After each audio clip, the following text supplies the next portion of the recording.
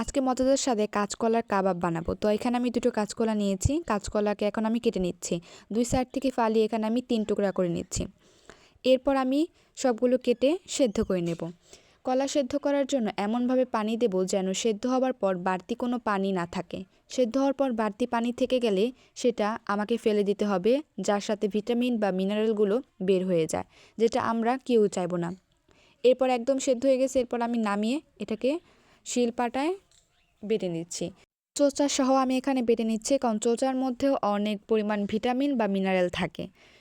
তো আমার একদম বাটা এগুলো হয়ে গেছে। এর মধ্যে আমি পেঁয়াজ কুচি আর মরিচ কুচি দিয়ে দিচ্ছি। এগুলো দেওয়ার পর এখানে আমি ধনিয়ার কুচি দিয়ে দিচ্ছি। এগুলো দেওয়ার পর আমি এখানে হলুদের গুঁড়া, সামান্য পরিমাণ মরিচের গুঁড়া আর ধনিয়ার গুঁড়া দিয়ে দিচ্ছি। এরপর আমি পরিমাণ মতো লবণ দিয়ে এটাকে মাখিয়ে নেব। এর মধ্যে আমি এখানে ডিমের যে কুসুমটা আছে ওই একটা আমি কুসুম দিয়ে দিচ্ছি। কুসুমটা দেওয়ার পর আমি এগুলোকে খুব ভালো মতো করে মাখিয়ে নেব। খুব ভালো মতো করে এগুলোকে মাখিয়ে নেওয়া হয়ে গেলে এটাকে আমি গোল শেপ কাবাবের মতো করে শেপ করে নেব।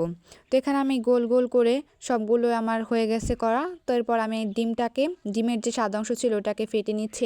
এরপর কাঁচকলার যেটা পুরটা ছিল ওইটা আমি ডিমের মধ্যে চুবিয়ে তেলের মধ্যে দিয়ে দিচ্ছি। এরপর আমি এগুলোকে লাল লাল করে একদম ভেজে নেব। তো লালচে লালচে করে আমার ভেজানো হয়ে গেছে। এখন আমি উঠিয়ে নিচ্ছি। আমার সবগুলো এখন ভাজা হয়ে গেছে। এখন আমি সুন্দর মতো পরিবেশন করে নিলাম। আর এই কাঁচকলার কাবাবটা খেতে যে এত পরিমাণে মজা, আপনারা না খেলে বুঝতেই পারবেন না। আপনারা বাসায় একবার হলেও চোচা সহকারে কাঁচকলার এই কাবাবটা বানিয়ে খাবেন।